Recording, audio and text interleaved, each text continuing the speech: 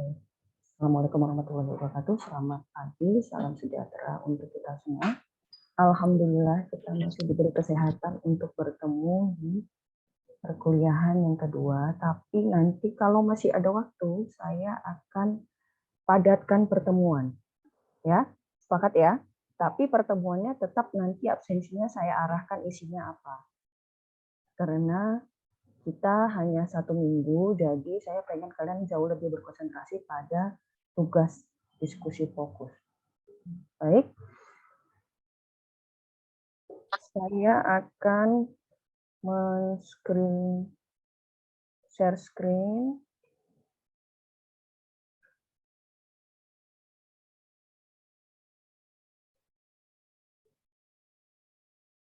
Kuliah hari ini nanti tetap pengantar biokimia, tapi kita masuk di pertemuan yang kedua, yaitu saya kirim tadi engine ya kalau tidak salah.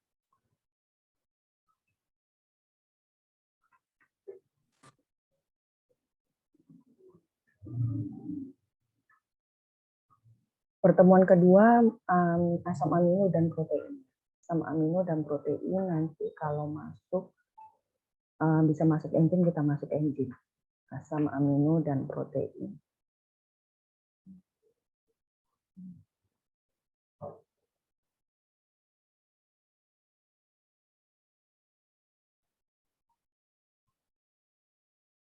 Baik, sudah kelihatan di layar? Sudah, Ibu. Baik. Tadi saya lihat 143 ya. Silakan Anda mulai screenshot. Entah bagaimana caranya. Itu tandanya Anda kuliah dimulai. Dan screenshotan Anda itu sebagai tangki bukti kalian kirim ke kontingnya untuk direkap absennya. Jadi silakan nanti di-share di grup. Nanti berakhir kuliah saya, kalian screenshot lagi. Jadi absensinya 2 kali. Sehingga saya tahu kalian masih mengikuti perkuliahan saya. Ya, supaya fair untuk mahasiswa yang ikut dengan yang tidak ikut. Jadi nilainya tidak saya samaratakan. Kita mulai dengan asam amino. Nah, kemarin kita bicara tentang protein. Kita bicara kemarin tentang mikromolekul dan makromolekul. Nah, mikromolekul dan makromolekul. Nah, ini kita sekarang akan bicara mikromolekulnya adalah asam amino dan makromolekulnya adalah protein. Baik. Asam amino dikatakan asam amino itu jika dia memiliki satu gugus karboksil. Saya kemarin ada lihat bisa sketch ya, bisa menggambar ya. Karya saya lihat yang mana ini. Atau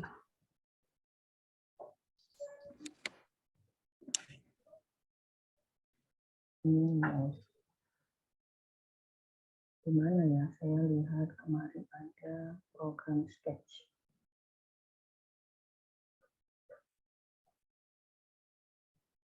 Tidak semua ini apa ya?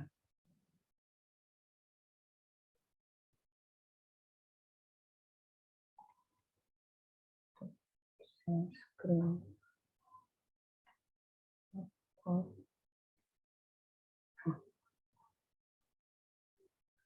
Tidak kelihatan di sini ya. Baiklah. Oke. Kalau mau saya kelihatan? Mau saya Kelihatan nih, Ibu. Kelihatan. Saya akan tunjukkan di mana yang gugus karboksil. Ini adalah gugus karboksil. Gugus karboksil dan satu gugus amin. Oke. NH2.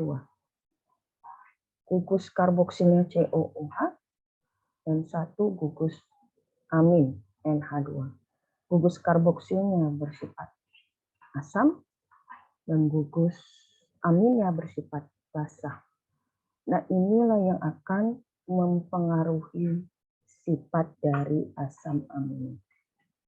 Oke? Ya, pada umumnya gugus amino terikat pada posisi alfa dari gugus karboksil. Posisi alfa, C, alfa. 1, pertama kali. Idealnya atau aturan dalam ikatan kimia, karbon itu memiliki 4 tangan. Oke? Karbon memiliki 4 tangan. Dia memiliki 4 tangan. Artinya, atom karbon itu mampu mengikat 4 atom lainnya.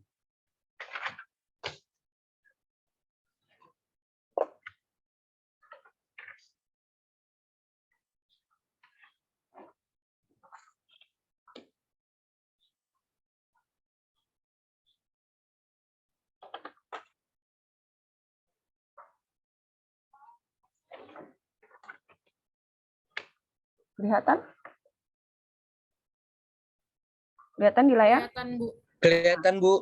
Ini karbon. Yang saya maksudkan dia memiliki 4 tangan. Ya? Jadi karbon itu mampu mengikat 4 atom lainnya.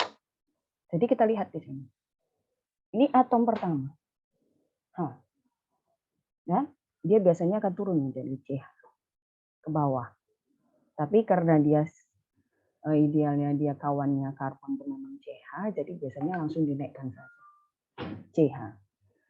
Ini karbon ikatan atom yang kedua. C.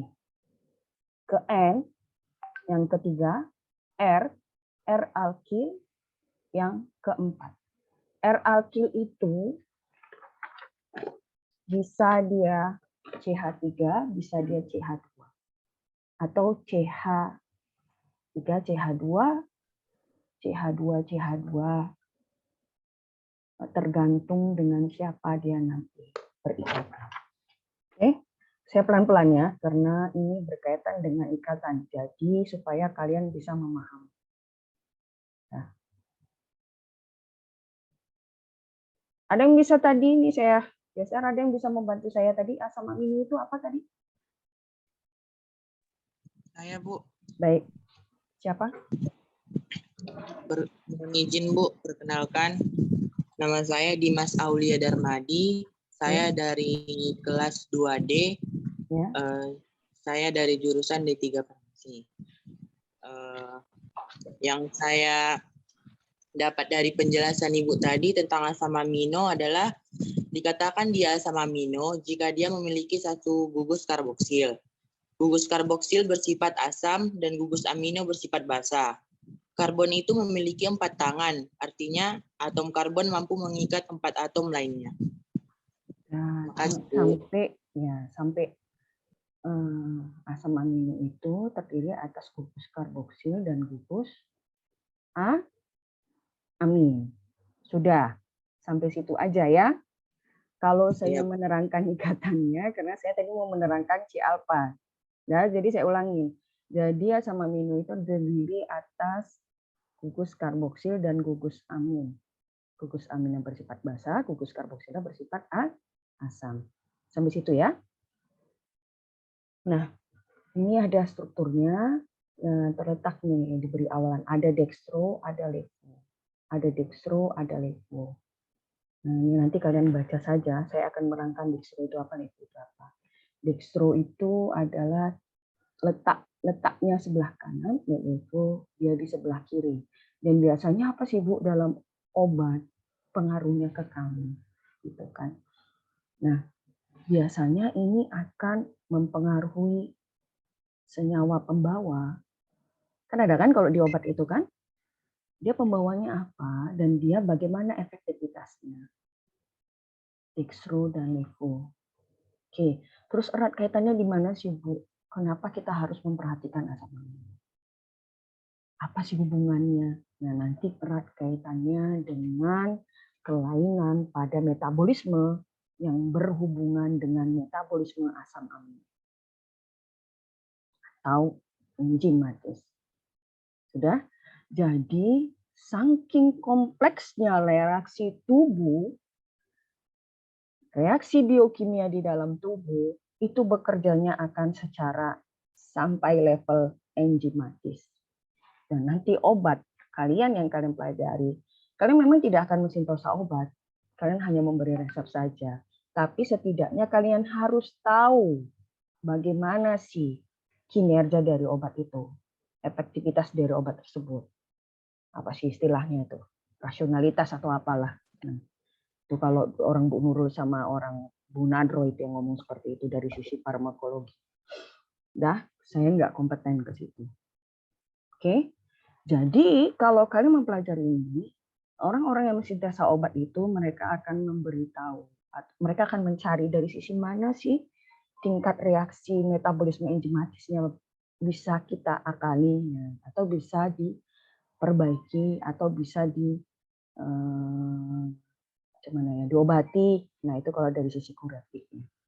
Oke, ya asam amino ini tadi ya berperan dalam metabolisme. Oke.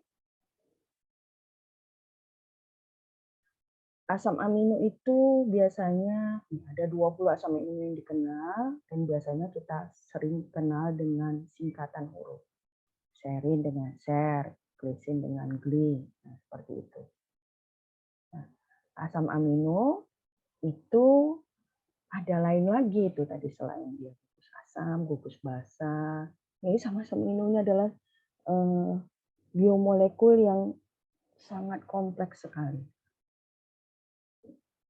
Jadi biomolekul yang sangat kompleks itu asam amino atau protein, penyusunan protein, lipid, kemudian selanjutnya karbohidrat. Ini jadi banyak nih turun temurun nih beranak pinak nih ketika membahas ini.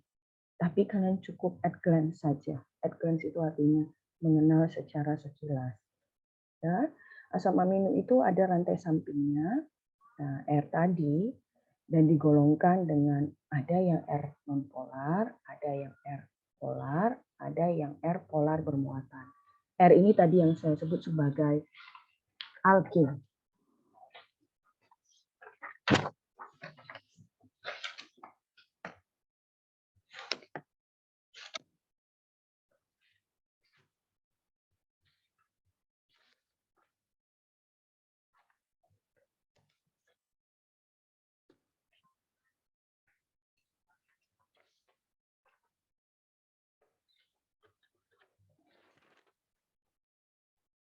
Kelihatan? Nah ini. Kelihatan? Kelihatan, Ibu. Nah itu adalah R tadi. Alkil. Oke. Nah, orang kimia itu kalau nggak gambar-gambar nggak bisa. Karena kita nggak bisa bayangin sampai lihat senyawa. Oke. Nah ini penggolongan asam amino berdasarkan gugus fungsinya. Tadi yang saya bilang lengkap. Jadi ada 20 asam amino yang umum dikenal sebagai asam amino esensial dan non esensial.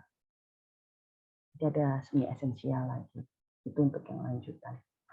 Jadi biasanya kalau itu sudah berkaitan dengan gizi ya, atau kalau orang pengen mempelajari jauh lebih detail. Nah ini adalah gugus amino, gugus asam amino. Yang tadi yang banyak 20 tadi yang nanti dikenal, dia nanti selain dia ada gugus wajibnya yaitu gugus karboksilat dan gugus amin, dia punya gugus lain. Nah itu maksudnya. Ada gugus NH2 dan COH, ini yang tadi amin dan karboksilat. Ini yang umum. Ada asam amino dengan gugus OH. Oke. Ada asam amino mengandung es, sulfur. Oke. Ada asam amino, dia aminonya sekunder, asam amino, gugus amino sekunder. Jadi ada amin primer, amin sekunder, amin tersier, sama dengan rantai karbon. Oke. Ada dia dengan cincin aromatis. Nanti kita lihat kalau di contohnya nanti keluar. Ada dia nanti sama aja, ada dengan 2 gugus karboksilat sekaligus. Ada dengan gugus amida dan ada dengan gugus basah sekaligus 2. Bisa itu NH2, NH2. Oke. Jadi ini masuk pada 20 asam amino yang dikenal pada umum. Nah, nanti secara spesifik itu kalau kami dulu menghafalnya, oh asam amino glisin misalnya, oh dia ada rantai ini, asam amino triptopan, oh dia ada rantai aromatisnya. Nah, kami dulu menghafalnya seperti itu. Nah, oke. Lanjut. Ya, asam amino glisin dengan NH3 biasa nih. Oke, alanin. Ada COO, CH, dan CH3. Alkil, rantai samping. Oh, ini dengan H. Oke. Ada leusin. Ini alkilnya banyak dia. Oke. Ini yang dibilang R tadi, rantai samping. Ada isoleusin. Nah, ini asam amino yang umum gitu ya. Dia enggak jelimet. Nah, oke. Oke, ini yang tadi dengan gugus OH. Ada serin, ada treonin, THR, gugus OH. Ada yang sulfur, nih SH, cysteine, ada metionin, sulfur. Oke, kaitannya dengan asam amino yang sulfur. Asam amino sulfur. Kalau kita pikirlah asam amino kok ada sulfurnya. Bagaimana kita bisa mengenalinya secara sederhana sulfur yang ada di asam amino? Asam amino ini nanti kan kalau dia sudah berikatan kompleks kan akan menjadi protein kan? Karena kan dia adalah mikromolekul dari protein. Jadi unit pengulangan dari asam amino yang bisa dia puluhan, bisa ratusan, bisa ribuan, nantinya akan membentuk polimer dari protein. Ketika asam amino ini akan menjadi protein, kita mengenalinya kan dengan kasat mata, dengan istilahnya organoleptis nih, kalau dulu saya pinjam istilah di gizi, karena saya dulu pernah 5 tahun ngajar di gizi, biokimia gizi dan kimia pangan gizi. Ya, jadi ketika jadi suatu bentuk protein, kita akan mengenalnya secara organoleptis. Organoleptis it means kita bisa mengenalinya melalui indera penciuman, indera pengecapan, oke, indera penglihatan. Mungkin sedikit agak indera peraba. Ya. Suara saya masih bisa didengar, ini kok kayaknya mulai menghilang semua nih orangnya. Ya. Kayak si Rizky nih. Dengar Ibu. Hanya fotonya saja yang dilihatkan. Oke. Nah, ada yang bisa supaya lebih mudah nih saya mengasih dengan sulfur ini tadi, ada yang bisa memberi contoh salah satu protein yang ada sulfurnya lah kira-kira. Itu jauh lebih bagus tuh kalau lebih ke situ.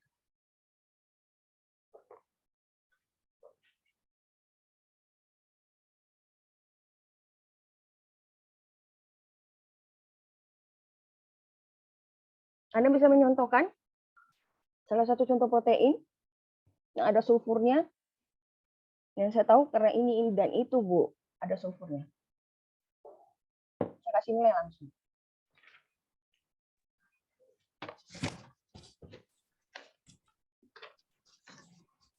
Anda? Izin Bu, saya ingin menjawab. Iya, Bu. Saya Siapa? Syakila Masari.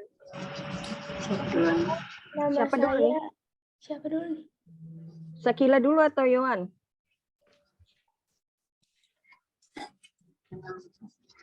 Saya dulu deh, Bu. Oke, Yohan? Iya, Bu. Ya, silakan. Sebelumnya, perkenalkan nama saya Yohan Fasya Zahra, saya dari kelas 2B. Izin menjawab ya, Bu. Ya. Yang saya tahu tentang protein yang banyak mengandung sulfur, salah satunya adalah telur, Bu. Oke. Makasih Bagaimana sebelumnya. kamu bisa mengenalinya? Apa yang saya bilang tadi dengan sifat organoleptis yang bisa mengenali bahwa oh, telur ada sulfurnya. Bisa diterangkan, Yohan? Ciri-cirinya Maaf, Bu. apa? Itu tadi saya bilang kan di depan, kita bisa mengenalinya secara organoleptis, yaitu dengan indera penciuman, dengan indera pengacapan, dan indera penglihatan, mungkin sedikit dengan indera peraba.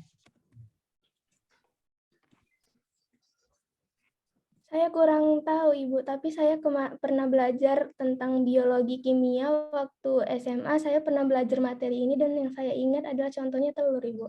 Oke. Sakila mungkin mau melengkapi? Saya juga, kalau berdasarkan sifatnya saya juga belum ngerti sih, Bu.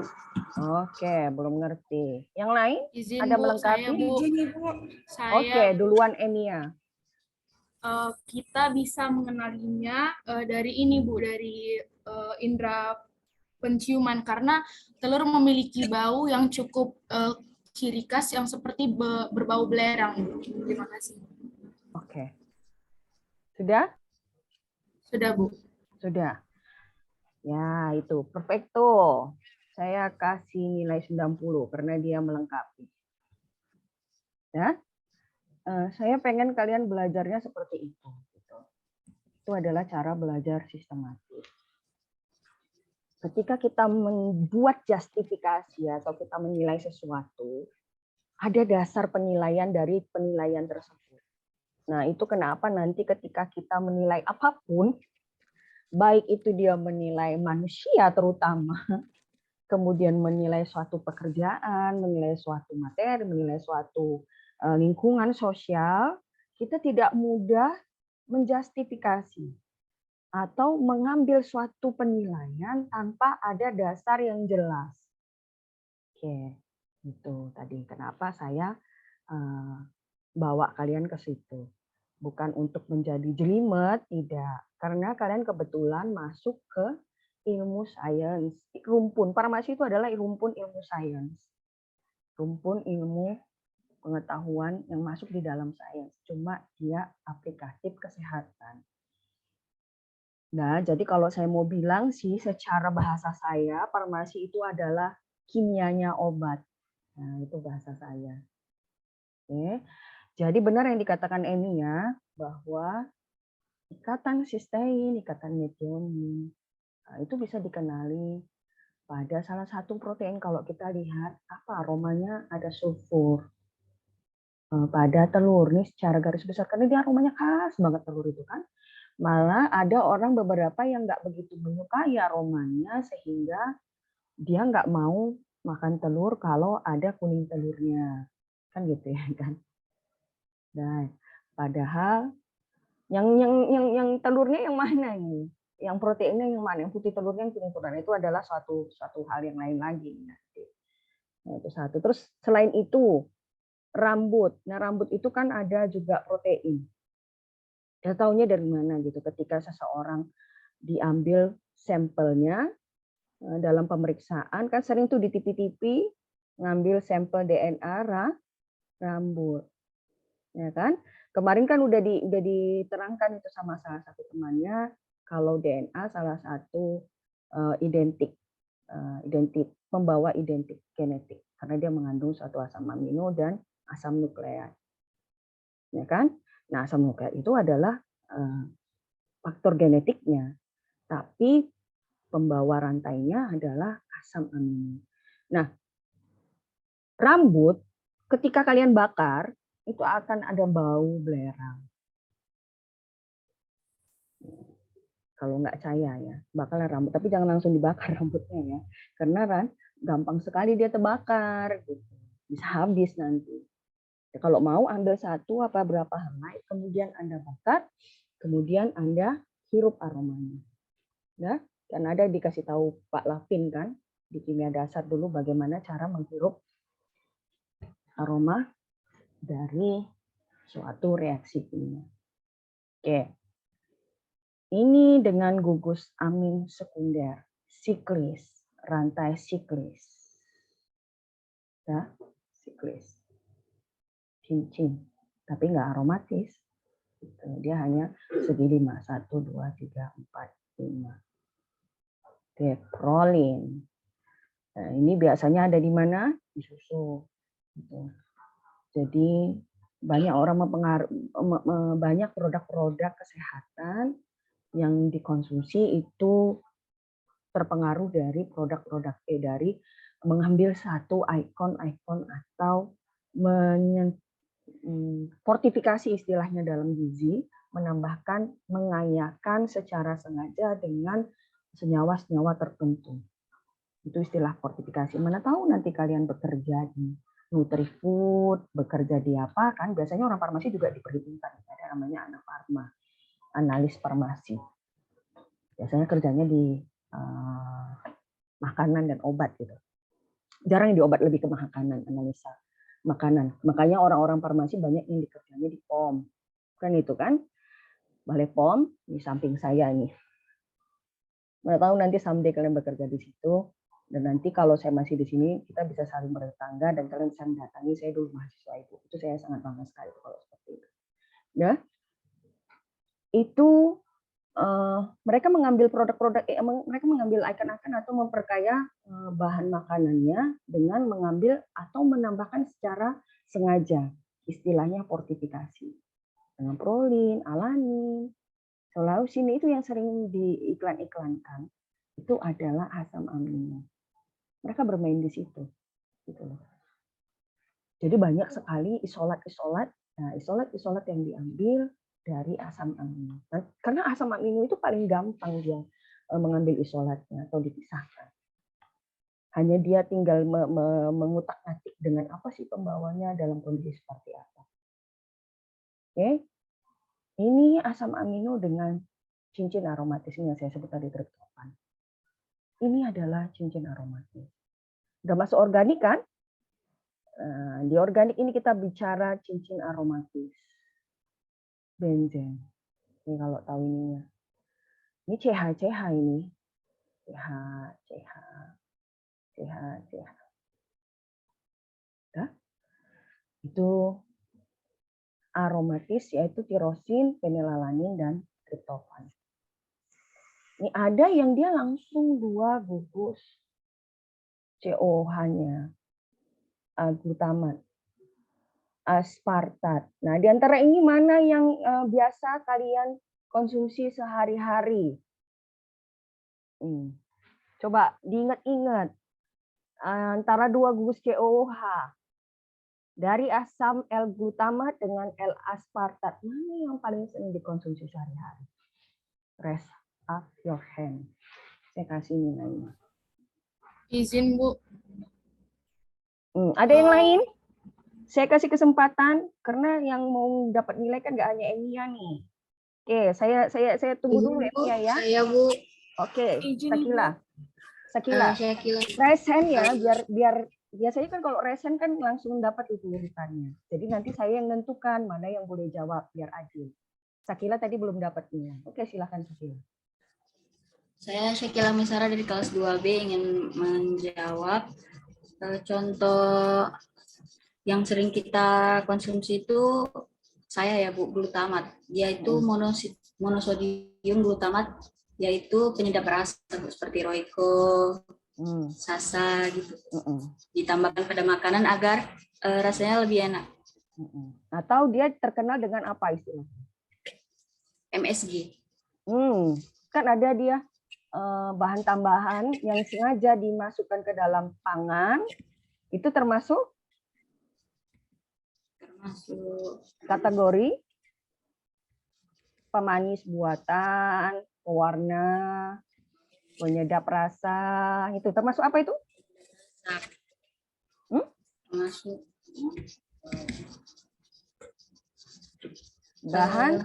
bahan tambah apa? Pangan. bahan tambah pangan. Orang farmasi mah harus tahu ini. Udah, BTP. Oke. Satu lagi, aspartat. Nah, siapa yang bisa mengenal aspartat?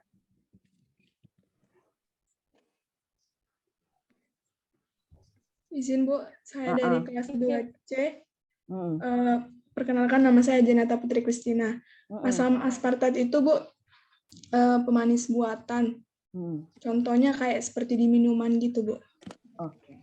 Pemanis di minuman. Oke. Sudah? Jadi kita bisa tahu itu bahwa BTP kayak selain tadi gitu, bahan yang difortifikasi tapi mereka juga sering ditambahkan sebagai BTP, bahan tambah pangan. Dan ini ada nilai gizinya gitu loh. Jadi kalian jangan selalu menganggap bahan tambah pangan itu adalah suatu bentuk negatif yang harus ditakuti. Bahkan kayak asam L-glutamat itu sendiri itu dikenal kalau di dunia gizi itu adalah garam gurih. Nah, garam gurih. Nah, kalau kayak di Jepang, kayak di mana itu kayak umum aja dipakai gitu.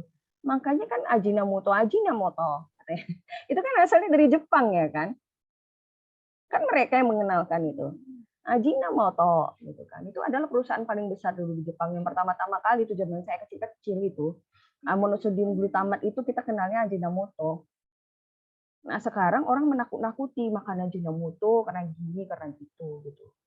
Ya kalau makannya terlalu banyak gitu. Tapi kalau dia makannya masih dalam batas normal, dia masih diizinkan.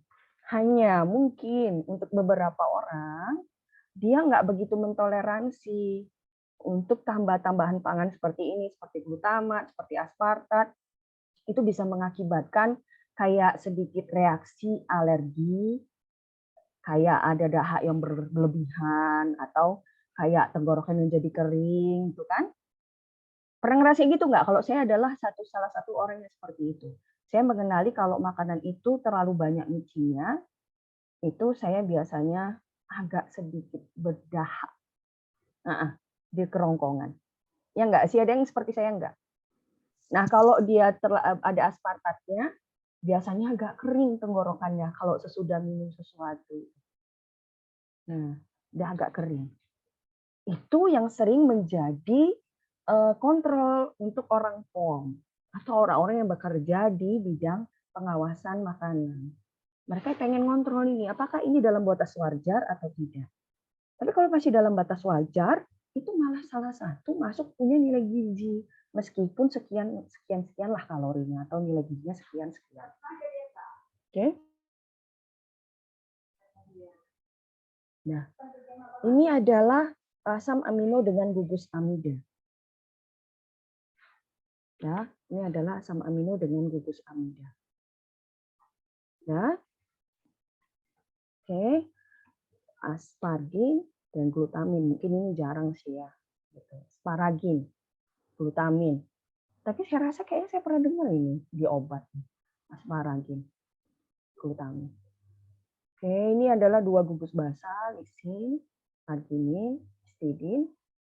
Nah, ini yang dia menyebabkan asam aminonya berada pH normal, yaitu 7,4 dalam netral, normal netral dalam bentuk ionik. Nah, ini ada muatan negatif 1 dan muatan positif 1. Ini salah satu sifatnya ya. Oke. Nanti bisa kalian baca isoelektrik, terionisasi. Nah, ini adalah salah satu gugus yang terionisasi ketika pada pH isoelektrik, karena dia bisa sekaligus memberikan 2 ion, ion positif dan ion negatif. Maka disebut sebagai titik isoelektrik. Ini saya bantu bacanya aja nih. Oke. Fungsi pH-nya itu bisa mengkristalkan asam amino atau protein. Sehingga dia bisa dipisahkan dan diambil isolatnya dan dimanfaatkan sebagai bahan tambah pangan. Oke, makanya ini dia. Mengkristalkan asam amino sehingga nanti dia mudah menjadi dasar pemisahan asam amino dengan proses elektroforesa atau elektroforesis. Ini saya membantu membacanya. Karena kalian perlu tahu sekilas, ini ada pengaruhnya dengan kerja kalian kelak nanti. Oke. Nah, untuk mengetahui asam amino seperti apa, kita bisa melakukan suatu tes, yaitu uji ninhidrin. Oke. Nanti terbentuk ninhidrat, warna anionnya berwarna ungu. Warna ungu tadi merupakan aldehid dan CO2. Ini dia reaksi ninhidrin. Itu uji ya, uji asam amino secara kualitatif.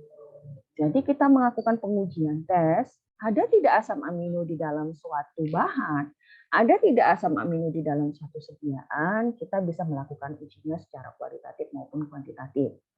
Uji kualitatif kita lakukan dengan tes ninhidrin salah satunya. Jadi ada beberapa lagi. Oke. Ada ninhidrin, ada apa lagi ya?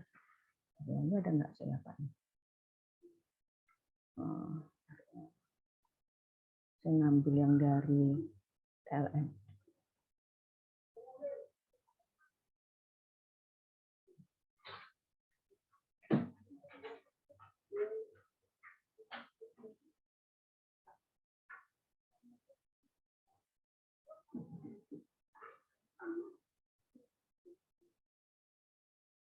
Ya.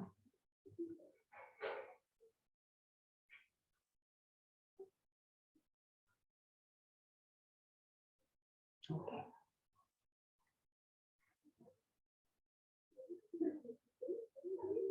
Biar sekalian jalan.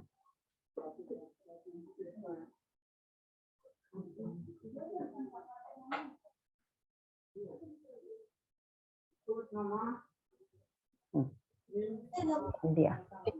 Jadi ada uji asam amino, ya uji kualitatif, uji biuret, uji santoproteat. Ini sekedar aja. Uji inhibin tadi yang baru saya sebutkan, uji Milon, kemudian uji Hopkins score, uji nitroposida, dan uji Sakaguchi. Banyak uji protein. Karena saking banyaknya asam amino, sehingga harus cara khas, cara spesifik istilahnya. Ada reaksi spesifik, ada reaksi apa deh? Waktu di kimia dasar. Nah, saya dulu ngajar juga nih kimia dasar waktu sama Pak Lapun, saya tim Pak Lapun dulu di Sakaguchi. Nah, ini adalah secara kuantitatif. Nah, kami nih ngelakuin gitu.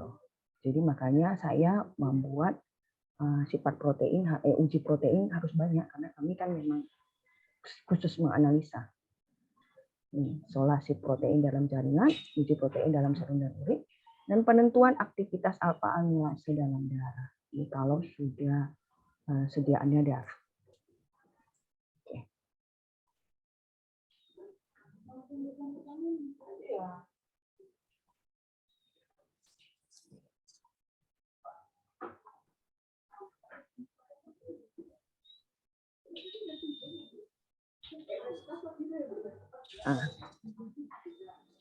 Sampai sini ada yang mau ditanya? Kalian boleh minum sama saya, tapi jangan makan. Mana tahu bosan kan? Boleh minum karena saya pun nggak tahan kan kalau ngomong terus tanpa minum.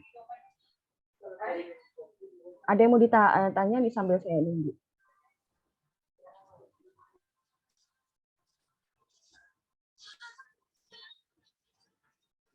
Izin bertanya, Bu. Silakan Raisa. PPT biokimia di mana ya, Bu? Dapatnya. Maksudnya kayak mana? Oh, yang kemarin? Iya. GCR kan sudah saya sematkan. Tapi waktu saya cek belum ada, Bu. Iya, kamu ngeceknya jam berapa? Baru tadi, Bu. Saya cek pun nggak ada lagi. Wah, baru cek tadi. Masa? Saya merasa udah. Sebentar, Bu. Saya cek ulang, Bu. Oke. Saya ngasihnya nantilah, selesai dulu. Udah ada yang bisa dapat PPT saya? Izin Bu, biokimia yang kelas CD nggak ada Bu. Oh, kelas CD nggak ada. Yang AB? Yang AB sudah ada, Bu. Oh, oke. Baik. Kali mungkin saya kemarin buka tapi saya nggak sematkan. Di AB saya udah sematkan bahkan video pembelajaran kita. Ya kan? Oke, nanti saya sematkan ya sekalian. Terima kasih ya Raisa. Tapi mohon maaf, sematkannya nanti setelah selesai. Karena kan saya harus merecord dulu kan. Gitu. Supaya nanti kalian mudah mempelajari. Dah, ada lagi yang mau ditanya? Selain itu? Nggak ada? Kalau tidak ada, saya lanjutkan. Nah, kita bicaranya tadi asam amino, udah bicara macam-macam asam amino, gugus yang ada di dalam asam amino, kemudian asam amino biasanya dimanfaatkan untuk apa, ya kan? Nah, sekarang kita bicara asam amino diikat dengan bagaimana. Nah, oke. Ini agak sedikit konsentrasi. Yang suaranya masih terbuka, mohon untuk ditutup. Karena sedikit noisy di telinga saya. Saya pakai headset, jadi agak sedikit lebih sensitif. Oke. Asam amino satu dengan asam amino lain itu akan diikat dengan ikatan peptida. Peptida. Cara ngomongnya seperti saya kalau lagi belajar huruf fa sapatain dua bibir nih ketemu. Peptida. Nah, ikatan peptida. Ini adalah ikatan peptida. Nah, dia akan berikatan menghubungkan antara satu asam amino dengan asam amino lainnya. Menghubungkan antara N dengan karboksilat. Menghubungkan antara gugus ami dengan gugus karboksilat. Jadi kalau ada dua asam amino, berarti asam amino yang satu akan menyumbangkan gugus aminnya, asam amino yang satu lagi akan menyumbangkan gugus karboksilatnya, sehingga mereka berdua bisa membentuk dua asam amino, dan yang di tengah ini ikatannya disebut sebagai ikatan peptida. Oke. Begitu seterusnya. Ketika suatu asam amino akan membentuk asam amino lainnya. Gugus karboksilat tadi dengan gugus NH nanti ketemu lagi. Mereka akan berikatan lagi, membentuk ikatan peptida. Sampai dia mengalami unit pengulangan asam amino yang kami bilang sebagai N dan membentuk suatu polimer senyawa protein. Oke? Nah, itu adalah ikatan peptida. Jadi asam amino dengan asam amino lainnya, mikromolekul asam amino dengan mikromolekul asam amino lainnya bergabung untuk membuat suatu bentuk senyawa makromolekul protein. Dia berikatan dengan ikatan peptida. Oke? Saya rasa itu sudah cukup sederhana bahasanya ya. Jadi kalau nanti saya tanyakan, harusnya bisa dipahami. Oke. Nah, ini dia nanti bagaimana nih kalau dua asam amino tripeptida. Kalau tiga asam amino tripeptida. Ini penamaannya saja. Berdasarkan trivia. Oke. Selain ikatan asam amino, untuk protein, untuk asam amino yang dia memiliki gugus sulfur, ada juga dia ikatan sulfida di dalamnya. Atau ikatan di sulfida. Ini Mbak. Salah satunya yang memiliki ikatan di sulfida adalah oksitosin vasopresin. Ada yang bisa menjelaskan apa itu oksitosin vasopresin? Nah, ini sedikit nih, kalau oksitosin adalah hormon yang mengatur kontraksi uterus dan laktasi untuk merangsang kelahiran. Selain itu, jadi vasopresin juga adalah hormon ya. Ini bentuk lain yang bisa kalian temui, tapi nggak bisa kasat mata seperti asam glutamat seperti aspartat. Nggak seperti itu. Nah, ya oksitosin, ya hormon ini biasanya juga ada nih sama kalian, sama saya. Nah, biasanya ini adalah hormon yang mengatur rasa bahagia. Nah, sedikit nih. Nah, kalau mau nanya ini bisa lebih fasih ini nanti nih Bu Hilda menerangkannya. Udah kena Bu Hilda kan? Saya nggak begitu pintar seperti ini. Nah, hormon oksitosin ini bisa dirasakan ketika seseorang, salah satunya ya simplicity, secara sederhananya, ketika kalian bertemu dengan lawan jenis yang kalian suka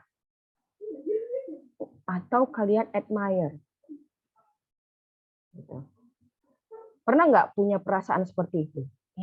Keren ya, gitu. Cantik ya. Pernah nggak? Ini nggak bicara sampai ke pacarannya nih, nggak sampai ke itu. Ini saya bicara hormonnya itu timbul bagaimana. Cakep ya ternyata, ganteng ya, lucu gitu kan, ada bahasa-bahasa yang seperti itu. Nah, karena kalian remaja, saya sampaikan saja sedikit. Jadi ketika kalian lihat ini dari jauh gitu, kalian kagumi gitu kan, meskipun hanya menjadi secret admirer gitu kan, yang suka diam-diam, yang saya suka dia nggak apa-apa, dia nggak tahu pun nggak apa-apa asal saya suka, ya nggak apa-apa, nggak perlu memiliki. Nah, itu bahasa-bahasa yang seperti itu. Nah, itu perasaan yang muncul ketika Anda mengagumi seseorang, terutama itu adalah lawan jenis, dan hormon itu akan muncul. Dan hormon itu akan mempengaruhi perasaan bahagia Anda yang muncul. Jadi ketika Anda sedih, Anda marah, nah kalau marah nggak ini ya, itu apa yang mempengaruhi itu adalah hormon. Nah, terutama perempuan ini, perempuan kan paling nggak stabil emosinya. Senggol bacok kalau mau PMS, ya kan itu hormonal juga itu menjelang menstruasi. Ya, tiba-tiba setengah jam yang lalu ketawa, beberapa detik kemudian Anda sudah menangis-nangis. Ada nggak yang seperti itu? Nah, ada. Itu juga hormonal. But be careful, tapi hati-hati. Ketika Anda terlalu terlalu fluktuatif, perubahan drastis antara ketika Anda sedih, ketika Anda bahagia, dalam waktu yang sekejap, kadang nggak begitu kuat alasannya, bisa jadi menjadi gangguan hormonal. Nah, ketika gangguan hormonal itu tidak diatasi, bisa jadi menumpuk menjadi gangguan psikologi. Gitu. Ada yang namanya mood swing, nah istilahnya seperti itu. Jadi hormonnya itu nggak stabil nih, antara kadang, tadi dia bahagia banget kok, tiba-tiba kok sekarang udah mukanya merengut aja gitu kan. Nah, hati-hati kalau itu terlampau sering mood swingnya. Harus dikenali untuk perempuan terutama. Nah, saya bisa berbicara seperti itu karena saya belajar dari pengalaman saya.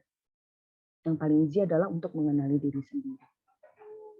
Jadi, ketika kalian sudah sedewasa saya, nggak usah sampai sedewasa saya, sekarang saya ajari ke seusia kalian, lebih bagus kalian sibuk mengurusi diri sendiri, nah, daripada sibuk mengurusi orang lain. Nah, saya mengajar untuk tidak menggibah nih, atau menggosip. Artinya apa?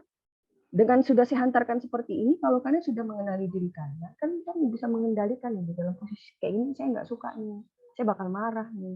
Nah, orang nggak suka kan orang pemarah. Bagaimana cara mengenali supaya saya tidak marah, saya tidak emosian, saya tidak terlalu meledak-ledak. Nah, seperti itu. Nah, dengan hal-hal yang seperti itu kalian jauh lebih mengenali, kalian jauh lebih bisa mengenali, mengontrol personal kalian, sehingga kalian di lingkungan nanti bisa menjadi orang yang mudah berkomunikasi, mudah bergaul. Dan sifatnya jadi kayak, kalau ngomong sama dia kok nyaman ya. Gitu. Pernah nggak sih ngerasa seperti itu? Nah, saya mengajari kalian seperti itu. Jadi sibuklah untuk mengoreksi, mengenali diri sendiri dari sekarang. Apalagi kan kalian anak sains nih, gitu. Kebetulan sainsnya kesehatan. Ya kan? Wah, ini saya lagi ngapain? Gitu kan. Atau ketika lihat dia nih, kalau kita sudah mengenali diri kita, kan gitu kan, imbasnya kita lebih mudah mengenali orang lain, ya kan? Kalau tiba-tiba dia marah, ini kenapa dia marah? Ya udah diam aja dulu, kasih waktu. Kadang nggak perlu orang itu didesak, kamu kenapa sih, ada apa, nggak perlu. take time, gitu kan? Kadang orang itu butuh waktu. Nah, ketika dia nyaman, kamu bisa mendengarkan keluhannya. Nah, seperti itu. Ini saya pengen kalian peduli, aware dengan itu. Tapi peduli dulu dengan diri sendiri. Karena banyak sekali. Kenapa saya mulai masukkan sedikit nilai dari sekarang adalah bagaimana kalian menanamkan rasa empati. Rasa empati di dalam diri. Simpati itu tipis sih, gitu. Simpati sih bisa dibangun. Tapi empati itu sulit gitu. Empati itu nggak ada, istilah gini, ketika kalian harus berempati itu kan nggak ada nilainya di dalamnya itu, kecuali adalah perasaan kalian menghargai orang lain, nggak peduli mau dibalas apa enggak. Gitu. Nah, ketika kalian mudah berempati ke orang lain, gitu, kalian akan mudah masuk kemana saja, tanpa bicara agamanya apa, sukunya apa, kalian dari kalangan apa. Nah, itu tadi bicara hormonal loh yang berpengaruh. Jadi sangat besar kaitannya, maka saya sedikit menyisipkan ini. Banyak generasi sekarang yang less empathy, kurang empatinya ke orang. Cuek banget. Mau di sampingnya kayak mana. Terus orang, apalagi terhadap orang tua nih gitu kan. Orang tuanya perasaannya bagaimana, gitu, saudaranya bagaimana, adiknya bagaimana. Itu nggak mau tahu gitu. Apalagi ke teman-temannya. Nah, yang bisa kalian tanamkan itu adalah kalian mengenali hormonal seperti apa nih. Oh, saya berbahagia seperti ini. Karena bahagia hormonal bisa muncul di dalam diri, itu juga bisa kalian munculkan. Kalian bangun dari pikiran yang sehat. Nah, sedikit ini ya. Oke, ini protein kalau kita lihat dari strukturnya. Ada struktur primer, ada struktur sekunder, ada struktur tersier dan kuartil. Ini ya. Primer kalau dia dihubungkan oleh ikatan amida atau peptida. Nah, itu struktur yang berdasarkan ikatannya. Nah, ini penggolongan protein yang dilihat dari bagaimana dia berada, khususnya kita temui gitu. Nah, protein fibros biasanya terdapat pada hewan, tidak larut dalam air. Misalnya keratin, kolagen, sutra. Keratin itu di rambut ya, kolagen. Nah, kolagen, nah produk-produk kolagen sekarang banyak kan? Ada yang konsumsi kolagen?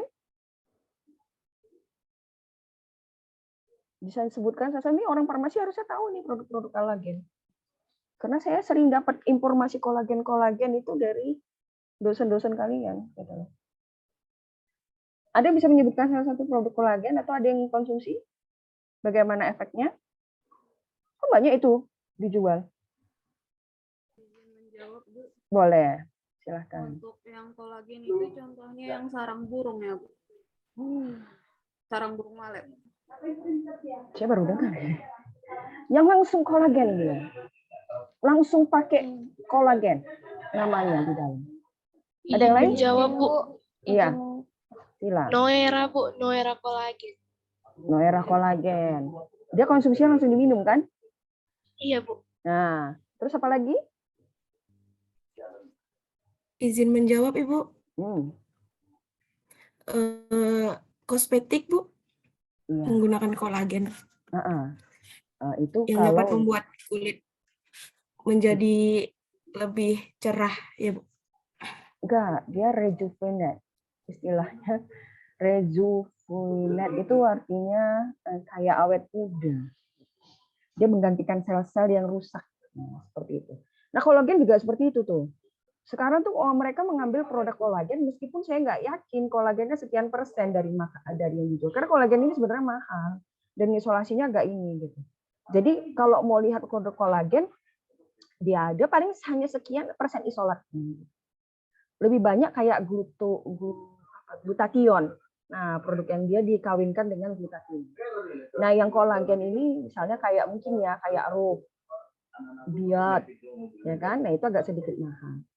Nah, yang produk-produk itu nggak berapa persen, tapi menurut testimoni orang yang minum, itu kulitnya jauh lebih halus. Saya pernah sih dulu, Amira apa ya? Amira apa saya dulu, kan? Rambut saya nggak gampang rontok, ketombenya juga berkurang. Kulit saya jadi lebih halus. Gitu. Cuma efek sampingnya di lambung saya, karena lambung saya kurang begitu nyaman ketika minum itu, sehingga harus saya hentikan. Nah, oke. Protein globular, misalnya pada enzim, hormon, hemoglobin, opamin, ini tadi, putih telur. Nah, ini struktur sekunder, struktur ini lebih pada bagaimana dia membentuk ikatannya. Oke, protein. Jadi fungsi protein ini ada yang fungsi protein secara struktural. Contohnya adalah enzim, antibodi, hormon. Atau hormon dikenal sebagai protein fungsional. Dan ada juga dia yang protein suka bersenyawa dengan senyawa lain. Membentuk nukleoprotein. Jadi misalnya asam nukleat dengan protein membentuk nukleoprotein. Konjugasinya. Lipoprotein, lipid dengan protein. Lipoprotein. Ya. Glikoprotein nanti adalah itu glikoprotein glikosida dengan protein. Oke. Ini bisa dibaca lagi. Ini yang tadi saya sebutkan, glikoprotein, fosfoprotein terkonjugasi dengan fosfat. Oke. Sampai di sini ada yang mau bertanya? Siapa yang off kamera? Sakila, Fitri, Stefi. Oke, tapi Sarah Dina ini sakit juga kan? Atau jangan-jangan lagi pingsan ya di situ? Ini Bu, itu yang akun saya yang di HP Bu, soalnya dari laptop suaranya kecil kali. Jadi kamu pakai yang di mana? Untuk kameranya di laptop. Oh, oke. Ini sambil saya ngecek, boleh bertanya? Karena kan saya nggak mau ngomong sama tembok. Ada yang mau bertanya? Ini saya tadi udah selesai nih sebelum saya masuk ke, masih ada waktu kita kan? Sebelum saya masuk ke, nah itu tadi protein sebelum saya masuk ke asam amino. Pertemuan hari ini protein ya. Asam amino dan protein. Itu asam amino dan protein pertemuan hari ini. Ada yang mau bertanya?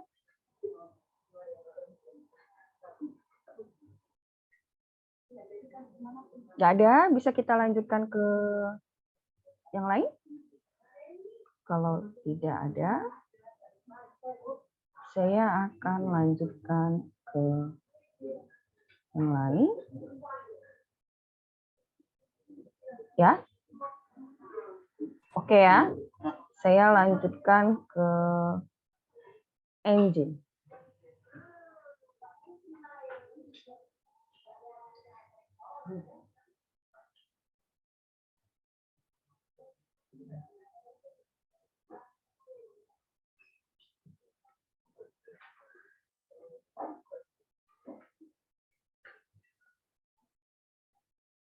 Nah, enzim ini nanti untuk besok.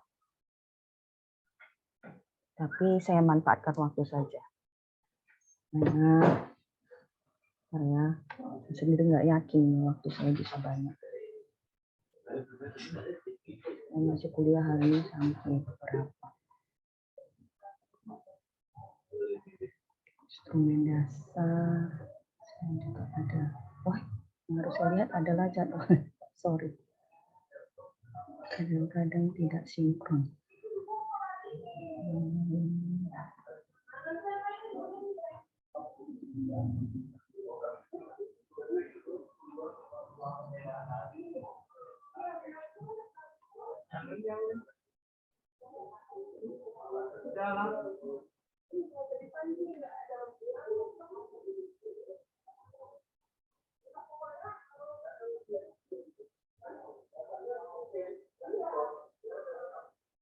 Saya ada instrumen dasar nanti jam 11.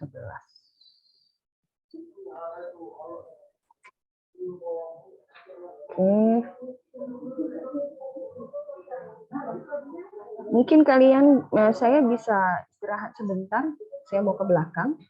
Kayaknya udah ini kerasa. Jadi silakan kalian boleh yang mau ke belakang, silakan ke belakang.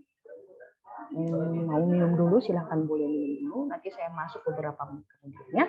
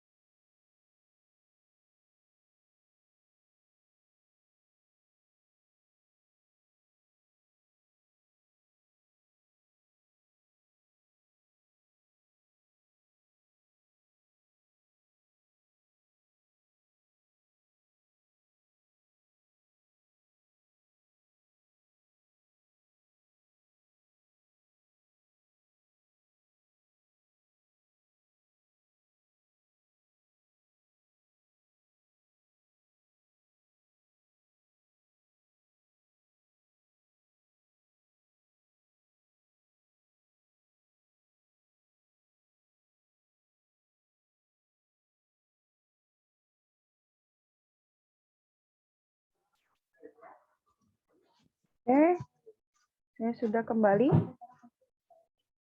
Wah, ini pada menghilang semua nih kayaknya.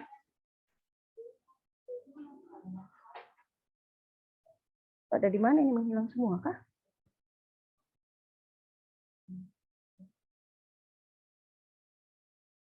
Oke, kita bicara engine tadi saya ke belakang. Sekarang sudah lebih legaan. Nah, jadi saya rasa yang ke belakang harusnya udah balik ya. Kayak lebih dari 5 menit ya. Kita bicara engine. Nah, engine itu kalau kita tahu dia bekerja. Ini sangat ini kali ya. Meskipun dia kecil sekali, meskipun dia sangat kecil, enzim ini sangat mempengaruhi proses metabolisme. Hampir semua metabolisme tubuh itu terjadi karena ada bantuan dari enzim.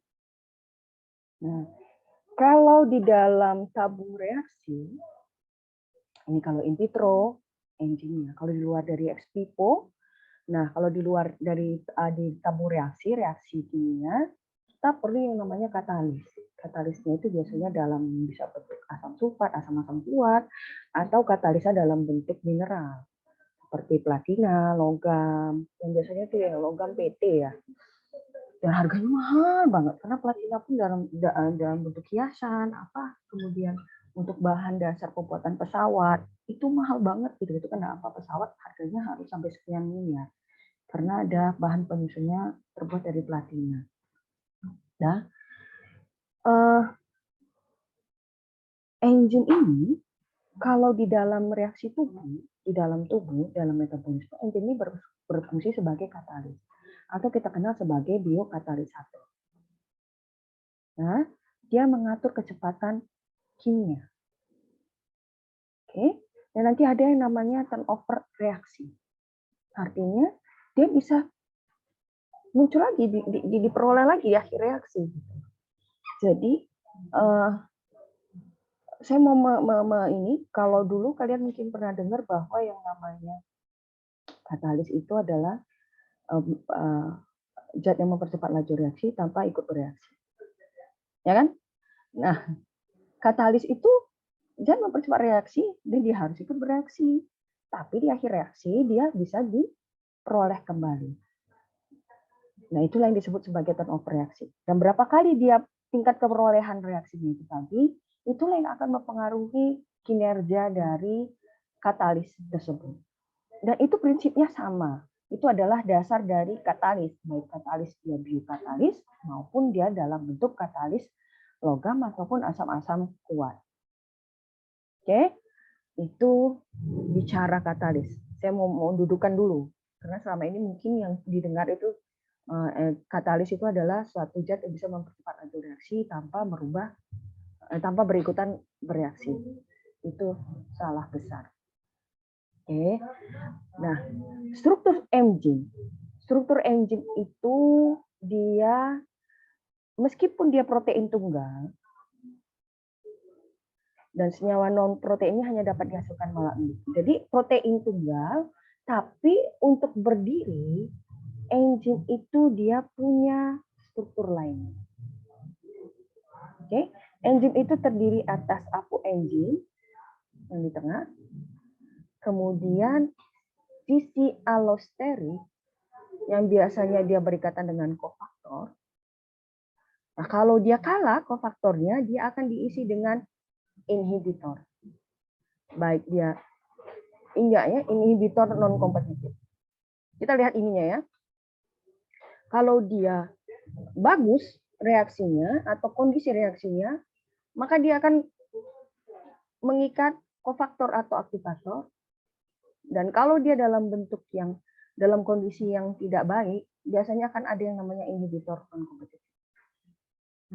Kofaktor ini atau aktivator biasanya ini dari golongan-golongan yang kalau kalian bisa kayak suplemen. Ya. Nah, ini biasanya di sini nih berfungsinya.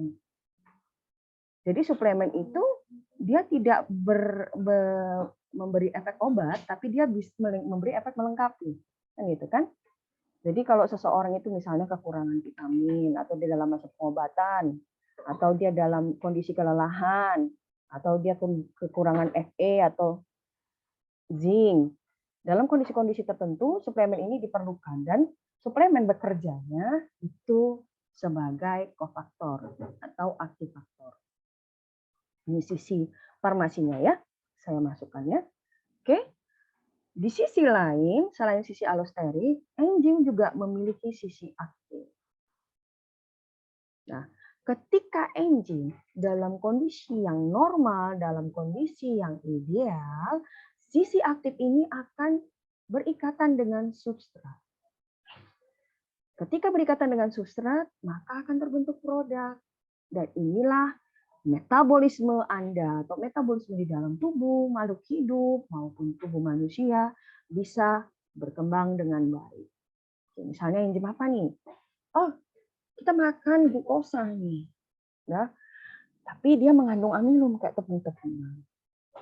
Maka enzim yang digunakan adalah enzim amilase. Atau enzim yang bekerja di situ adalah enzim amilase. Substratnya apa? Aminum. Nah, produknya apa? Produknya itu tadi. Aminum nanti dipecah menjadi rantai yang lebih sederhana dan akan ditukar menjadi bentuk ATP. Gitu. Ketika dia dalam bentuk sederhana lagi, dan nanti akhirnya ditukar menjadi ATP dan akhirnya itu menjadi energi. Itu kenapa ketika orang lapar, orang bisa aku lapar ya, bisa makan yang dari tepung-tepungan. Kayak orang luar negeri bahkan aminum dan beberapa lagi ya. Ada sih ya, hampir kayak nasi pun ada aminumnya gitu, tapi lebih banyak dari tepung-tepungan gitu. Mereka memanfaatkan ini. Itu adalah substrat kalau dia kondisinya normal. Nah, kalau kondisinya tidak normal atau ada yang salah dari kondisi tubuh Anda atau kelainan genetis, kelainan bawaan, nah bicaranya ke situ kita. Baik dia sisi aktif maupun sisi allosterik. Ketika seseorang memiliki kelainan genetis, bisa jadi yang berikatan dengan substratnya. Tapi yang datang yang lain-lain, yaitu inhibitor kompetitif. Begitu juga di sisi allosterik. Sehingga ada beberapa orang yang dia punya masalah. Misalnya nih, galaktosa intoleran. Pernah dengar kan? Susu soya. Ya, SGM soya sekian. Nah, itu yang baru-baru nih. Ada apa dengan alo? Katanya kan, oh alo gatel-gatel, garuk-garuk, ya kan, merah. Nah, kenapa? Karena lo nggak bisa minum susu dari susu protein hewani. Dia bisanya protein nabati, maka diambillah isolatnya dari susu sama minum kedelai. Soya katanya. Kenapa dia galaktosa intoleran? Kenapa? Galaktosa biasanya gula yang ditemukan pada hewan atau hasil susu dari hewan. Semisal susu sapi, susu kambing, susu ibu, air susu ibu. Bahkan meskipun sedikit sekali presentasi alergi air susu ibu. Bayi-bayi itu lebih banyak alergi air susu sapi. Susu sapi, oke? Nah, kondisi yang galaktosa intoleran itu ada masalah di sini.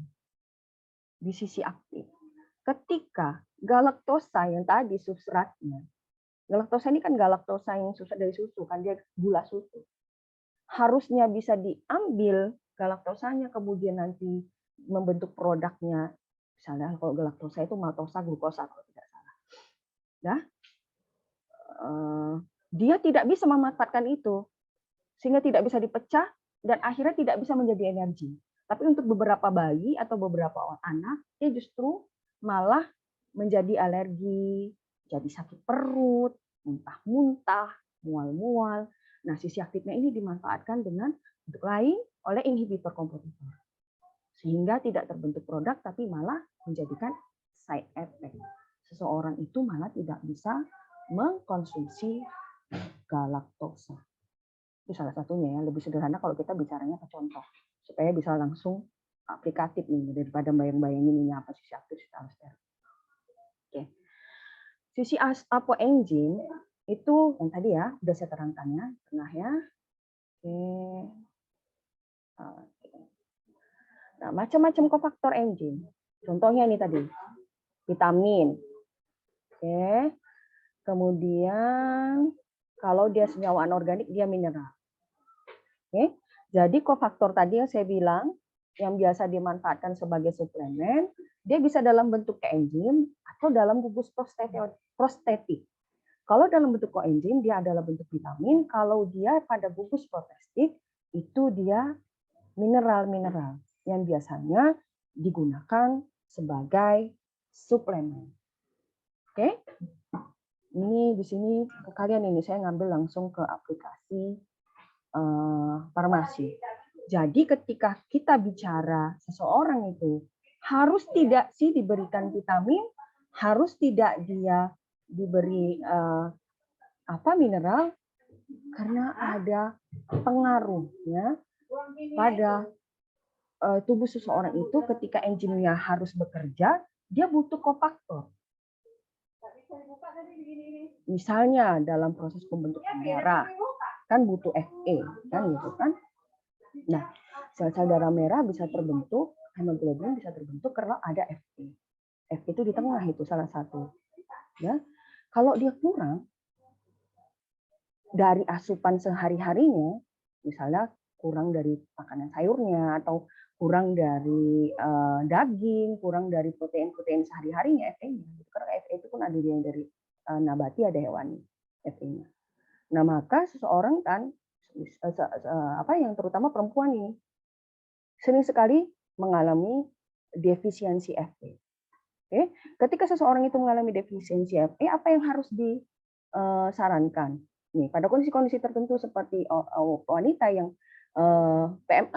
menstruasi atau ibu hamil atau mungkin lansia, metabolismenya berkurang pada saat kondisi tertentu, maka dia harus disarankan minum TTD, tablet tambah darah.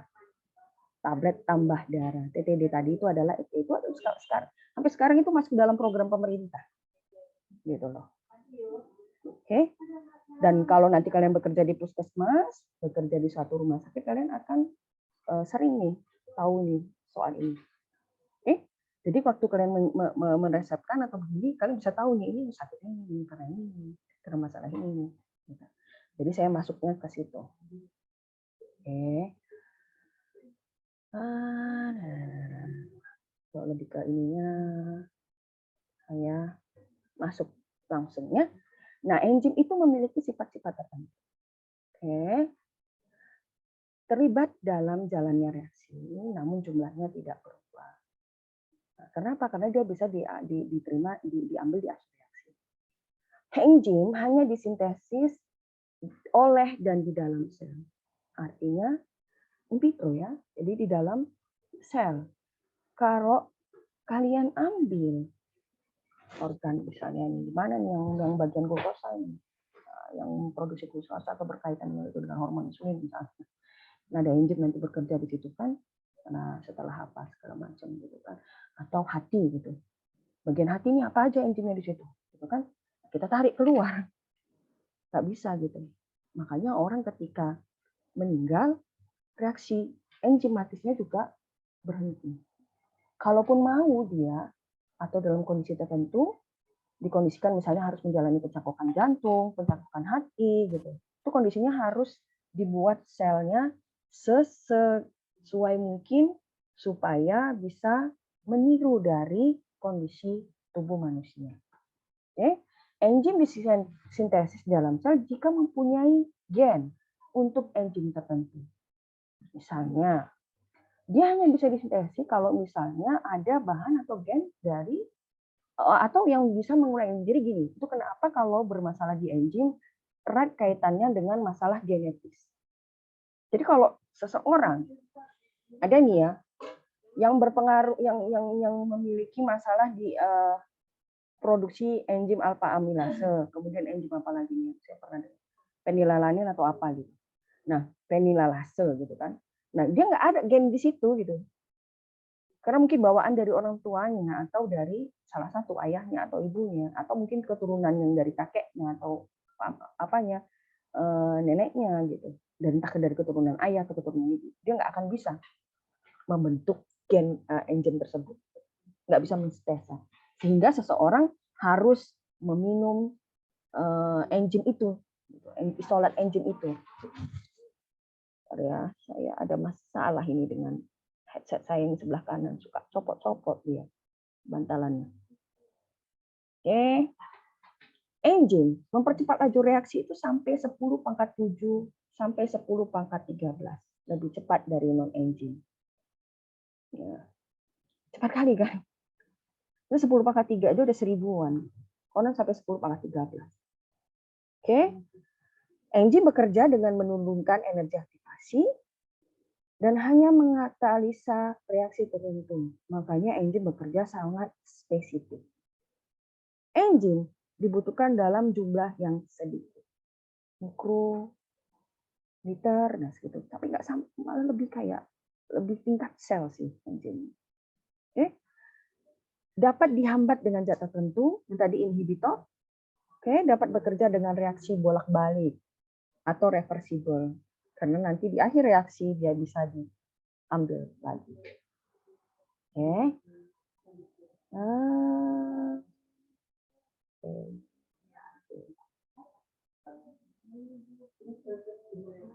Nah, model sisi aktif enzim.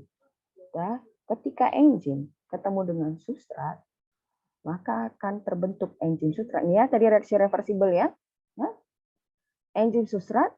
Nah, kompleks enzim substrat ini reaksinya reversibel, bisa dapat balik lagi gitu.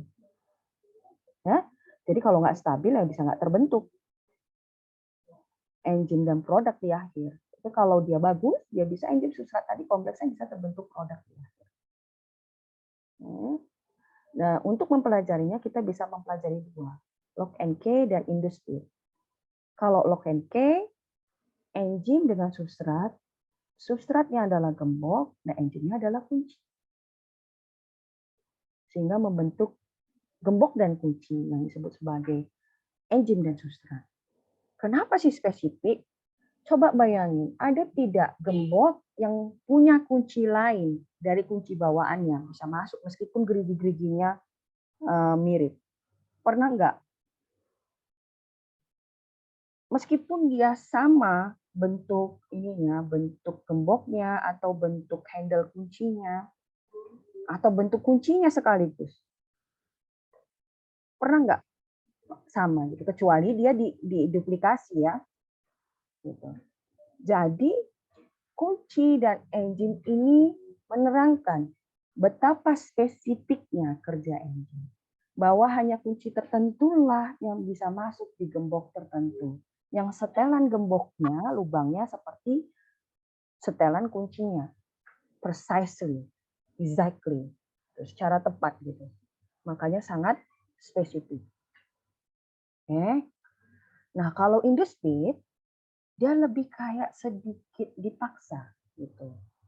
Enzim akan menyesuaikan bentuk sesuai substrat yang datang kepadanya. Oke. Ini kayak mana ini substrat yang datang? Oh, seperti ini. Oke, dia akan menyesuaikan, bisa disempitkan sedikit, bisa dilonggarkan sedikit, bisa elongasi, bisa dikompresi gitu. Sehingga terbentuklah kompleks ES atau enzim substrat. Itulah yang dikenal sebagai teori induced. Oke. Apa saja sih faktor-faktor yang mempengaruhi enzim? Ada konsentrasi enzim, konsentrasi substrat, suhu, pengaruh pH, pengaruh inhibitor. Bagaimana konsentrasi enzim bekerja? Nah, pada reaksi tertentu bertambah dengan bertambah konsentrasi enzim. Tapi pada titik tertentu nanti ada yang namanya titik kulminatif dan dia berhenti. Sama kayak kalau bakteri, fase virus, dan dia bekerja kan pada tingkat enzimatis. Enzim juga seperti itu. Oke. Ya, kondisinya disebut sebagai kondisi jenuh. Kita lihat perkataan. Kalau ada satu substrat, ada enzim. Enzimnya memiliki 4 tangan. Dia mengikat satu, makanya akan terbentuklah enzim substrat. Produk 1, enzim 1.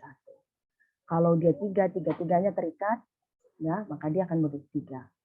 Nah, kalau jenuh artinya terikat semuanya. 4-4 lah dia terikat. Makanya terbentuklah 4 di dalam. Nah, tapi kalau berlebihan, yang diikatnya pun hanya 4. Nah, ini tadi titiknya. Sehingga meskipun substratnya banyak, yang diambil enzimnya hanya 4. Karena dia memiliki batasan kapasitas bekerja. Oke? Seperti itulah enzim. Itu kenapa seseorang yang dia makannya berlebihan, konsumsi sesuatu berlebihan, bukan malah menjadi suatu bagus kondisinya. kan malah menjadi suatu kelainan metabolisme. Seperti kalau dia konsumsi karbohidrat berlebihan, ya kan? Masalah lah metabolisme karbohidratnya. Bisa jadi hiper kandungan glukosanya, hiperglikemia, gitu kan? Nah, kemudian enzim dengan suhu, nah dia suhu yang ideal, enzim bekerja itu adalah di 37 derajat Celcius. Kalau sudah ini optimal ya, kalau sudah di 37 dia akan turun. Turun dia kinerjanya. Bahkan kalau Anda panasi malah mati. Makanya enzim hanya mampu hidup di suhu tubuh. Suhu 37 derajat Celcius. Kalau Anda panasi makanya banyak seperti kalau orang yang sakit, demam, sakit apa, makanya dia menjadi kejang. Ya kan? Bahkan suhu tubuhnya kalau dia makin tinggi bisa menyebabkan kematian. Kenapa? Karena tingkat enzimatis yang bekerja juga lama-lama tidak akan tahan. Nah, karena kita ada seperti ini, karena ada reaksi enzimatis. Nah, seperti itulah bahasa sederhana. Oke. Enzim dia bekerja di pH antara 5 sampai 9. Kecuali pepsin bisa sampai 10 pH 1, kurang lebih 10, sorry. Oke, 5 sampai 9 itu kan pH di antara asam dan basa. Nah, jadi idealnya dia bekerja di pH netral. Oke. Nah, pengaruh inhibitor apa saja? Ada inhibitor reversibel dan irreversibel. Kalau inhibitor kompetitif inhibitor, dia bekerja reversibel. Oke. Jika masuk duluan, inilah dari substrat nggak bisa masuk. Maka terjadilah kelainan kerja atau kelainan metabolisme dalam tubuh. Oke. Kalau dia non-kompetitif inhibitor, masuk, substrat juga nggak bisa masuk. Jadi keduanya bersifat reversibel. Ya, sifat aktivitas katalitiknya jadi hilang sama sekali. Kalau sudah ada inhibitor non-kompetitif. Oke, ini yang sering diuji reaksinya asam fosfatase, alkali fosfatase, SGOT, SGPT, lipase, ini sering sekali. Aku jarang diuji yaitu adalah ceftriaxone, elastase, lipoprotein, dan plasmin. Oke. Jenis enzim dan fungsinya. Kalau enzim metabolik, dia akan bekerja mengatur, mengontrol, dan mengelola kesehatan tubuh melalui jaringan tubuh. Enzim makanan, enzim mengandung zat nutrisi yang berasal dari buah-buahan, sayuran hijau, dan sumber makanan lainnya. Enzim pencernaan, enzim biasanya bekerja dalam pencernaan manusia atau pencernaan tubuh. Enzim amilolitik, lipolitik, proteolitik, nukleolitik. Nah, ini ada enzim renin, enzim pepton, sampai ke enzim aminotransferase alanin.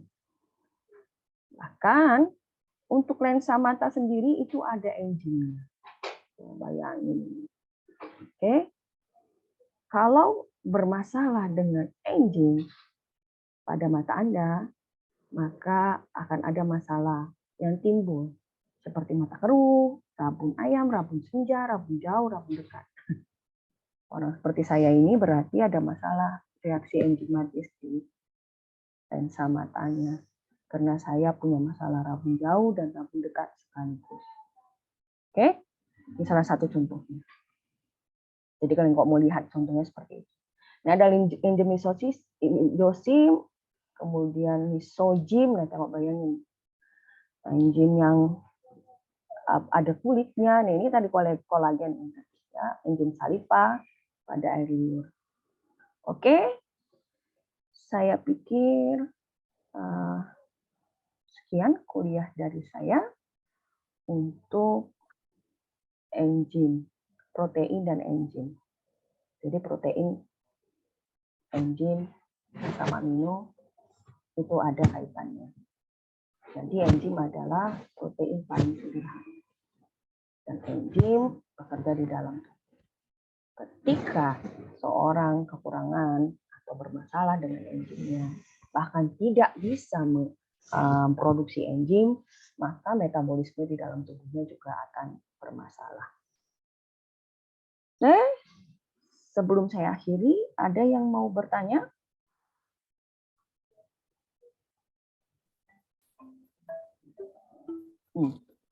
Izin bertanya, Bu. Ya, silakan. Perkenalkan, nama saya Dinda Hairati dari kelas 2C, Bu.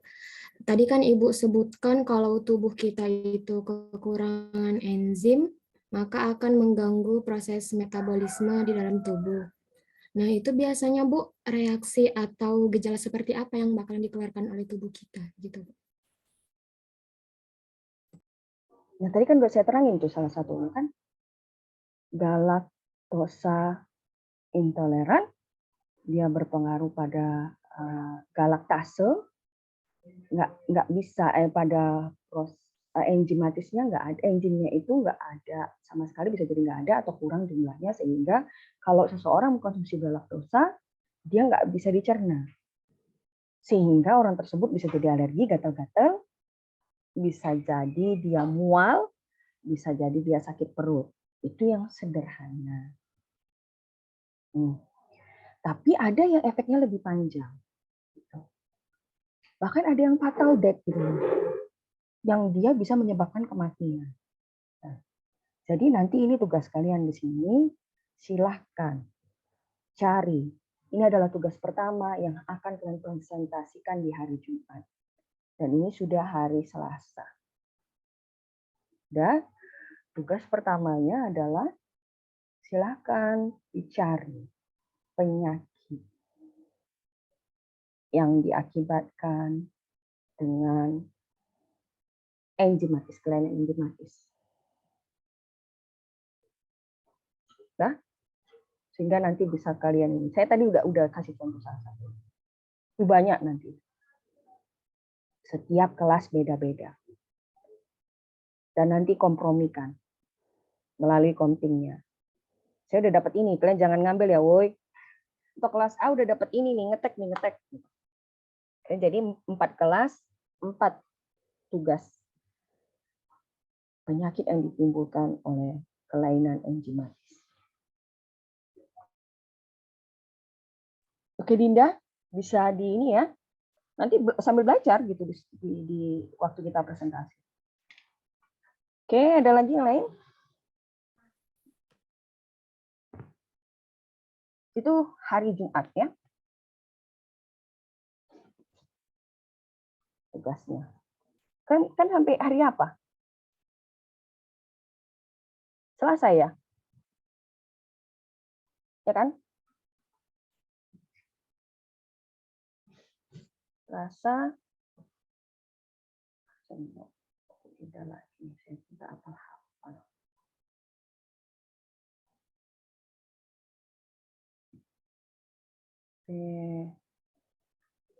Rabu UTS, berarti sampai Selasa. Jadi presentasi pertama di hari Jumat. Oke, ada lagi yang lain?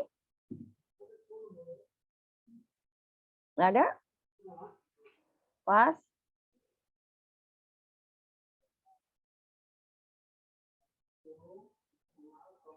Oke.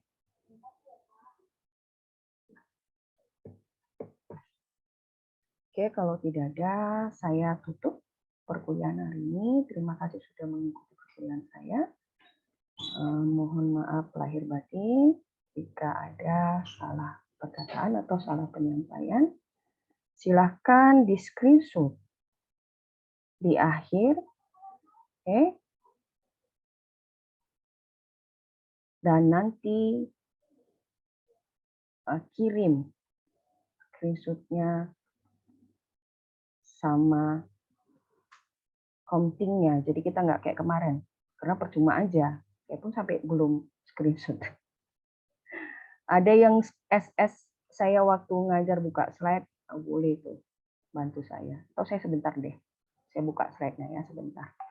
Kacau kali ini saya. Oke, nah saya SS. Silakan Anda, ini jam akhir ya, jam 9.48. Jadi silakan tanya ke ininya 9.48 akhir. Jadi setor ke Hafiz, ke siapa lagi kemarin? Mary ya, siapa lagi? Ilham. Ketuanya siapa lagi saya nggak hafalkan. Jadi silakan Anda screenshot di jam akhir Anda. Oke. Kalau mau ngambil bukti silakan ngambil bukti. Karena saya hostnya ini. Izin nih Bu. Berarti tugasnya itu presentasinya langsung per kelas gitu? Yes. Iya. Iya. Perwakilannya aja kan Bu? Ada yang ditunjuk sebagai presenter, ada yang ditunjuk sebagai moderator. Baik Bu. Terima kasih banyak Bu ya. Oke. Nanti yang lain bertugas menjawab. Karena nanti yang kalau udah presenter aja mau moderator dia juga yang menjawab kan. Nilainya kan saya ambil nilai rame-rame. Ya kan? Nggak nilai si presenter sama moderator itu aja juga. Yang ada di dalamnya nggak mau jadi presenter moderator juga harus menguasai materinya. Karena nanti kalian akan saling tanya jawab di antara kalian. Oke. Saya sebagai judges sebagai jurinya nanti yang akan bertugas sebagai penengah, sebagai melurus-luruskan, itu aja nanti. Selebihnya nanti forum jadi milik kalian. Silakan kalau mau raise hand atau apa. Karena nanti kalau saya end habis ini, karena saya hostnya. Nah, semalam kan dengan raise hand kan? Nah silakan, karena saya mau ada kerjaan lain. Nanti kalaupun kalian harus keluar semua nggak apa-apa, nanti baru saya. Ya? Izin ya Ibu, kelas 2A silakan raise hand teman-teman.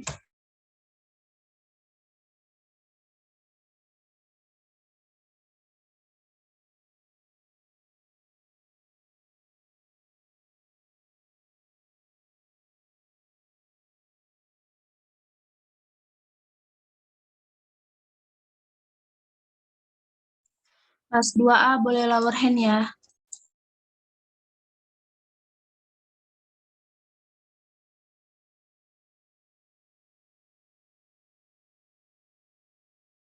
Ayo, yang B.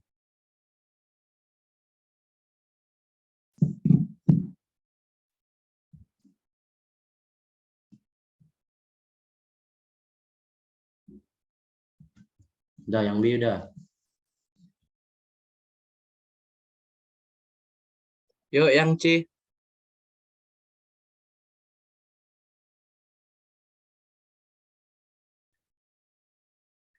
Yang kelas 2 beda boleh low hand ya.